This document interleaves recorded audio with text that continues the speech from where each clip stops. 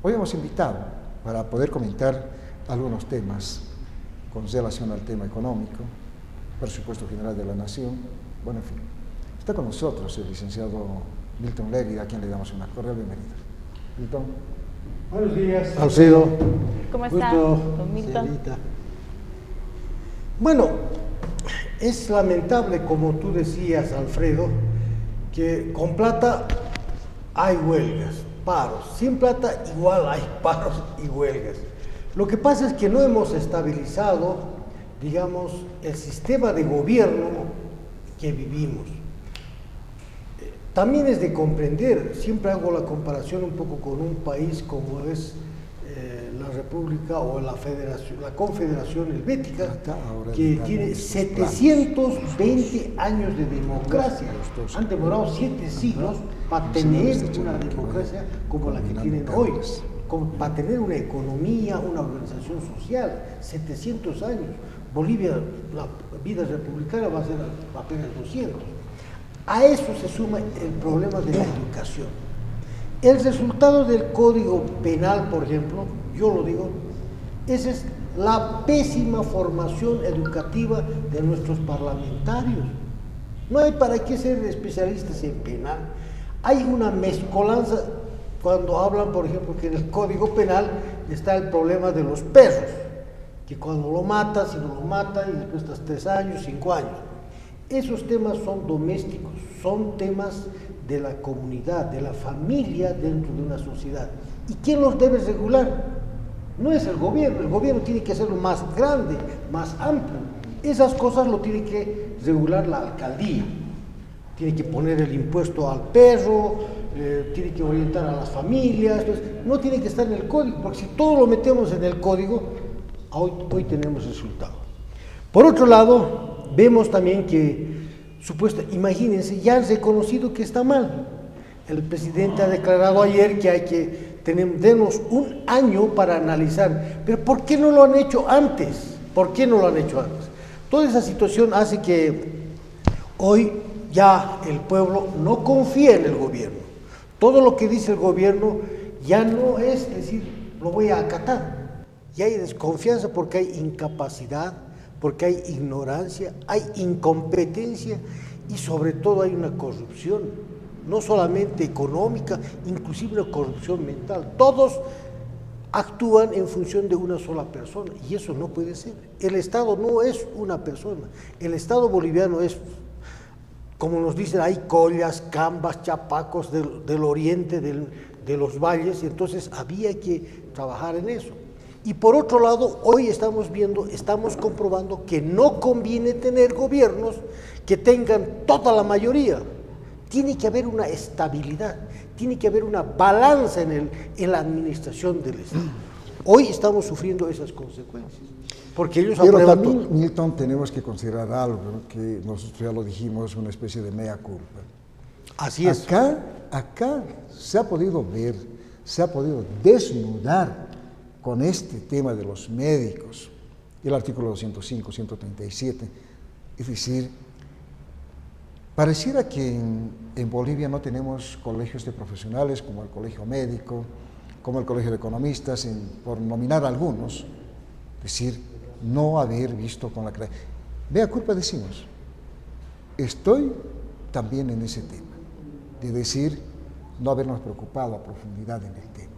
Nosotros como periodistas, ahí está el artículo 309, 310, 311, que vulnera la ley de imprenta de 1925.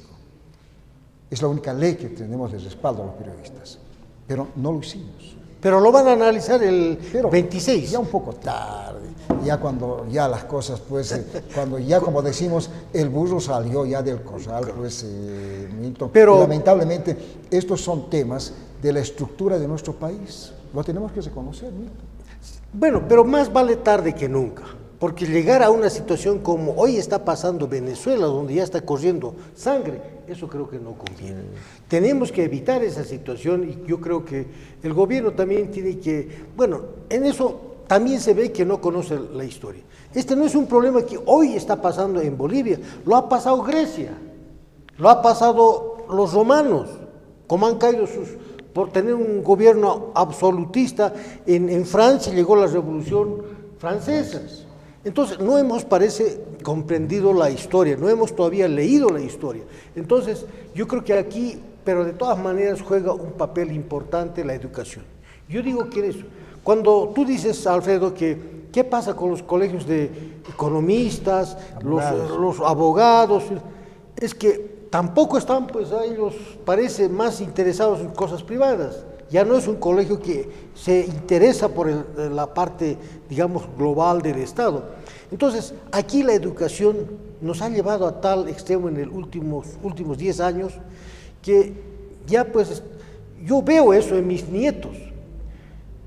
Yo no sabía hasta hace unos 7 meses de que, porque salió bachiller, él se podía poner la nota. Y si no le ponía la nota, me contaba de que su papá de su amigo le iba a iniciar un juicio al profesor. Bueno, ¿dónde estamos en esa situación? Por eso es que la educación, miren, un ejemplo claro, 160,000 bachilleres han egresado el año pasado, bueno, 158, pero ninguno habla inglés. Y resulta que la ciencia, el conocimiento, la tecnología, las investigaciones científicas están hechas casi el 100% en inglés. No es que estoy alabando ahora a los yanquis, ni que soy, digamos, de la derecha. Esta es una realidad. Pero ¿qué pasa con nuestros bachilleres? ¿Dónde está la educación? Ese es el problema grave que tenemos. Es por eso que en el Parlamento le han mandado un paquete, sin abrir el paquete, sin ver el paquete, lo aprueban y ahora están las consecuencias. Y las consecuencias no son para ellos, porque ellos, por ejemplo, ganan el sueldo, leen o no leen, listo, reciben los viáticos, viajan a sus regiones, no sabemos qué hacen, claro, salvo algunos, y listo. Ahora tenemos el problema, después el presidente, por ejemplo, ordena que se lo anule 2 artículos. ¿Cómo se maneja el Estado? Inclusive el 2, si no me equivoco, el 2 de enero, quien debería posesionar a los nuevos jueces de la Corte Suprema de Justicia y todo el sistema debía ser el juez más antiguo, pero no, ¿quién los posesiona? El presidente de la República. Otra vez la injerencia del Poder Ejecutivo sobre el Judicial. Esas son cosas simples, no estamos criticando que somos de la oposición, no. Esos hechos, el presidente debía estar como testigo. ¿Qué están haciendo el Poder Judicial? Y el Poder Judicial testigo de lo que hace el Poder Ejecutivo y Legislativo. Pero así se maneja el Estado, y ahora no solamente decimos que hay que criticar. Yo digo, por ejemplo, nadie está en este momento hablando sobre el presupuesto general de la nación, que debería ser el instrumento para generar más empleo, más producción. Y a partir de esos 2 conceptos se va a generar más riqueza, va a haber más productos. Y cuando hay más producto, más riqueza, se va a poder consumir más. Y al consumir más, entonces se renueva, digamos, la economía. También estamos hablando de que cómo se engrandece la economía. Todas las veces nos quejamos de que no tenemos plata, estamos en déficit. Mire, la balanza comercial de exportaciones e importaciones son como 1.200 millones de dólares. No es poca plata, 1.200 millones que podíamos haberlo superado. ¿Por qué? Porque no industrializamos nuestros productos. Miren, se han gastado casi ya más de 1.000 millones de dólares en el proyecto de litio y no hay litio. Y no es 2 días, ya van a ser casi 10 años. Y no puede ser eso. ¿Qué pasa? Otra vez la educación, porque no tenemos técnicos en temas de química vaporítica. Ahora, empresas tan importantes como es la Comibol, que administra otras pequeñas empresas como Guanuni, Colquiri, Vinto, no funcionan. Guanuni en déficit, 18 millones de dólares. Imagínense qué se puede hacer. Entonces tendrían que sentir un poco de vergüenza los mineros de Guanuni, decir, bueno, ¿qué está pasando? No estamos trabajando, y ahí se nota, en economía se llama productividad.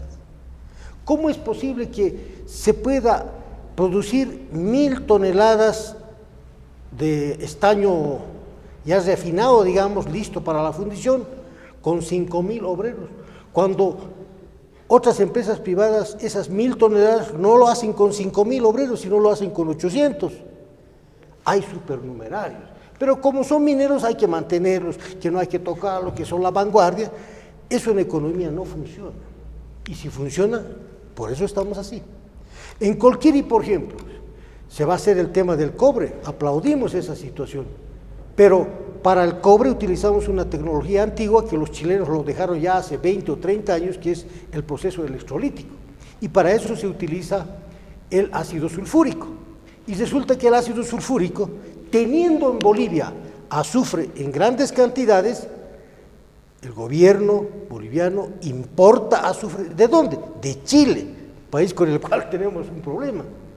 Y eucaliptus, que es una planta de donde se produce ácido sulfúrico, donde la Comibol podía haber comprado, no lo hace. Y para producir ácido sulfúrico se necesita azufre. Otra vez se compra de Chile. A todo esto se suma, miren, este año tenemos que enfrentar dos cosas. Uno, el tema marítimo. Mire cómo estamos divididos ahora. ¿Cómo vamos a enfrentar el tema marítimo? ¿Quién va a ser el portavoz oficial? ¿Cómo estamos enfrentando? No tenemos información. Ahora todo el mundo está desde hace casi un mes y medio ocupado con que el código, que el artículo, que es cierto, pero la parte nacional no lo estamos viendo. Este año se tiene que hablar, el primer semestre seguramente va a fijar una fecha a la Corte para hacer la discusión verbal sobre el tema marítimo. Ese va a ser el primer, y no sabemos en qué va a desembocar. Y después, hasta fin de año, seguramente va a dar un resultado la Corte Internacional de Justicia.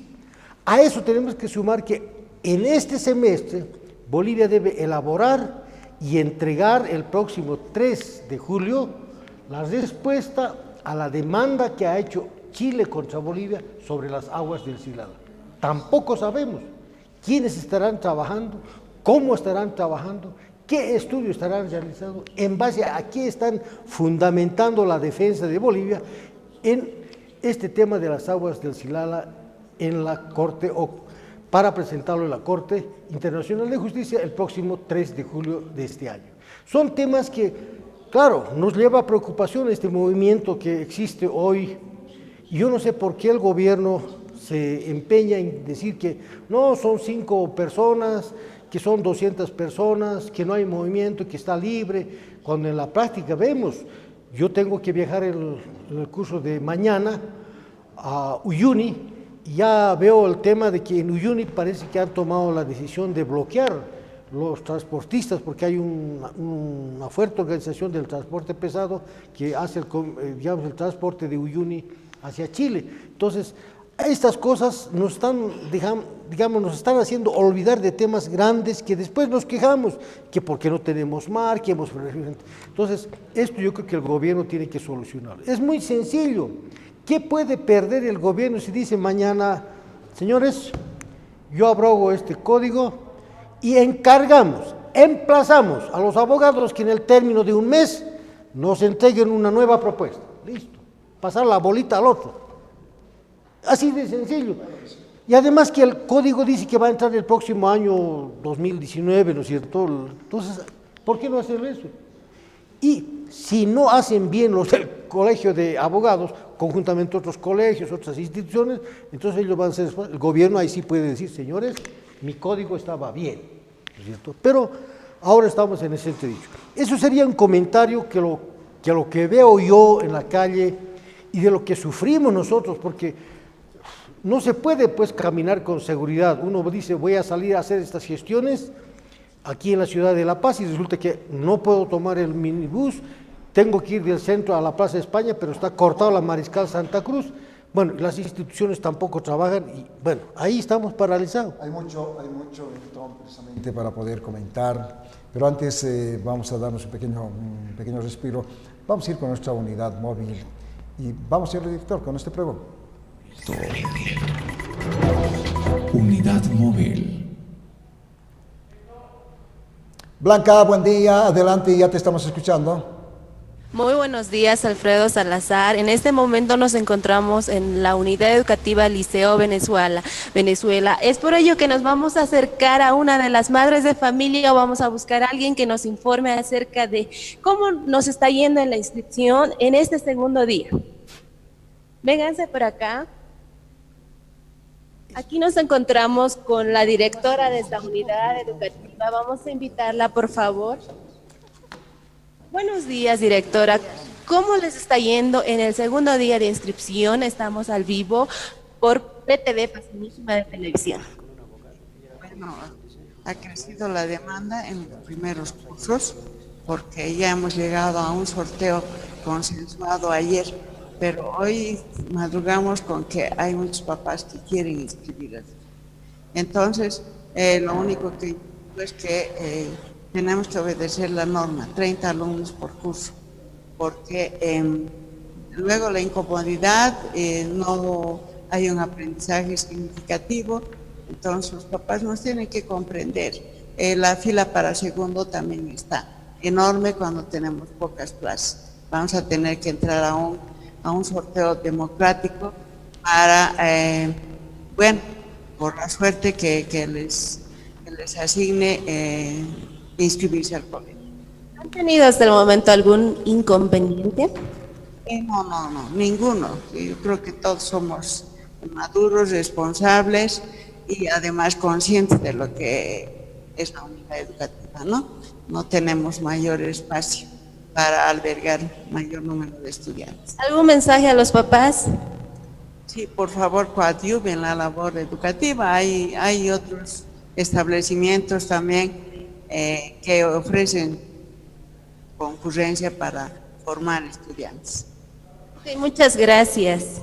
Es así, Alfredo, que hemos estado haciendo la cobertura en vivo. Volvemos a set. Muchas gracias, Blanca, por este contacto hasta cualquier momento. Y de verdad, nuestras cámaras estuvieron acá, o están todavía en la unidad educativa, el Liceo Venezuela, que está muy cerca a nuestro punto de transmisión, y de verdad que hay filas, pero no como ocurría en años pasados. Ya prácticamente este es el segundo día de las inscripciones, Rocío, donde ya reinscriben más bien a los cursos segundo, tercero, etcétera, etcétera, ¿no? Así es, no se ve tanta fila como otras gestiones, en pasadas gestiones, tomando en cuenta que se ha iniciado ya la etapa de inscripciones desde el día de ayer en diferentes unidades educativas. Sin duda alguna han habido largas filas. Definitivamente. Pero falta mire, este es un tema sencillo. Yo no sé, ¿acaso el Ministerio de Educación no tiene un sistema de planificación? ¿Por qué hacer esperar a los niños un día, 2 días, 3 días? Debería ser automático. ¿Dónde vive? Quienes viven ya, organizarnos, pero miren, ni en eso, y son años. Yo veo vine en 1972 acá a La Paz, y sigue el problema que más, menos, pero bueno, aquí el ministro tiene que también pues conocer el tema de planificación, no solamente de pedagogía. No es más, alguna vez nosotros nos permitimos opinar en el tema educativo, un pequeño paréntesis en el tema que hablamos con Milton. Miren, cada vez estamos, todos los años, estamos en esto que se llama el invierno, que es crudo, especialmente en esta parte occidental. La Paz, Oruro, Potosí, parte de Sucre, parte de Cochabamba. Todos los años. Es decir, decimos el descanso pedagógico es por 2 semanas, pero normalmente son 3, ¿no? Pero un mes. Muchas veces se prolonga por 4 semanas. Así es. Y entonces, ¿qué tendríamos que haber hecho? Que las clases, el año educativo debió empezar, decimos nosotros, en agosto, ¿verdad? Le dirá, pero a las fiestas de fin de año. Está bien, lo mismo tenemos. Por 15 días suspender las clases. Así es. Antes de la Navidad, hasta Reyes, los 15 días, y terminar las clases entre abril y mayo. De modo que el invierno estamos con los chicos en casa, ¿verdad? Es decir, acá les decimos, de este Pacinísima de Televisión, no funciona, por Dios, no funciona. ¿Cuándo vamos a hacer que las clases no se interrumpan por el tema del frío? Los chicos necesitan cuidado especial, debemos darles todos los cuidados, ¿no? Y hay tantos temas, Milton, que lamentablemente, parece que estamos en otro vaivén de cosas, como que estamos, Código Civil, el 21F, la sentencia del Tribunal Constitucional, y nos olvidamos de temas tan importantes, el tema marítimo, el tema del SILAL, el tema económico, el aparato productivo. Tenemos tanto, por Dios, ¿no?, de preocuparnos, pero estamos en otro mambo, vamos a decir en términos muy simples. Ojalá que en algún momento se piense en el tema educativo, en el tema de salud. Bueno, hay tanto. Es que, mira, este tema de la educación tiene que ser tomado muy en serio, porque si vemos los países, siempre admiramos a Alemania, Estados Unidos, Suecia, Suiza, pero estos países son realmente en recursos naturales casi pobres.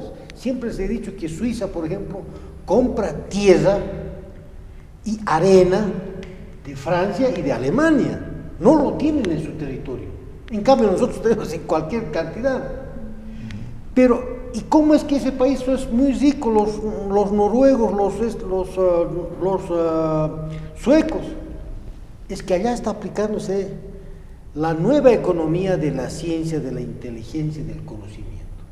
Dan tanta prioridad a los niños, a las familias que tienen, también hay 5 o 6 hijos en algunas familias, no en todas, pero 2 o 3, pero les dan toda la preferencia, porque saben que con el conocimiento van a surgir. Pero Milton, si te das cuenta en el tema educativo, y lo dijimos acá en un par de oportunidades, universidades, empecemos por San Andrés,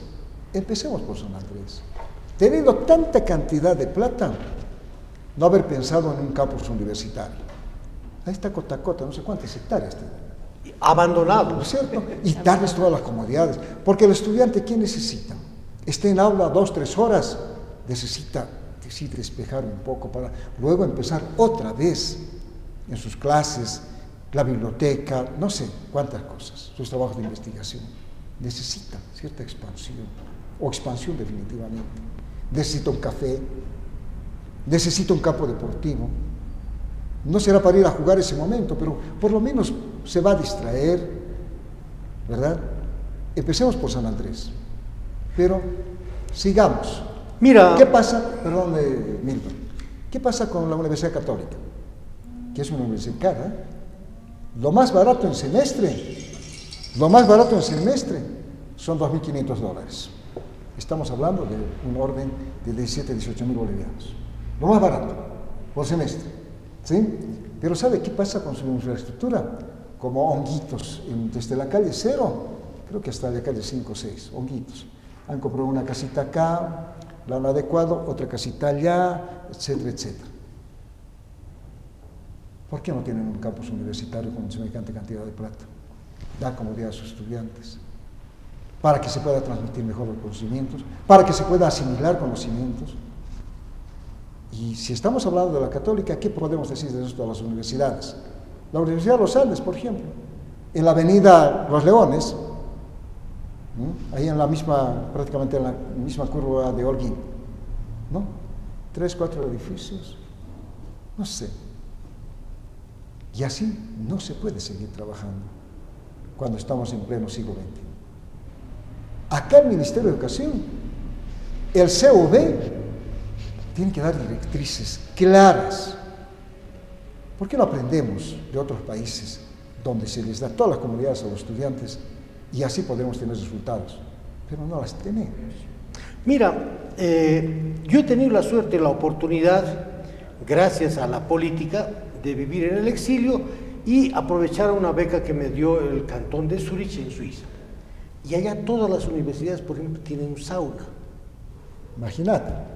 Y aquí no conozco una universidad que tiene. Yo decía, pero ¿por qué el sauna? Porque aquí el sauna es caro, ¿no? Yo tenía un poco de miedo. No, es gratis para los estudiantes.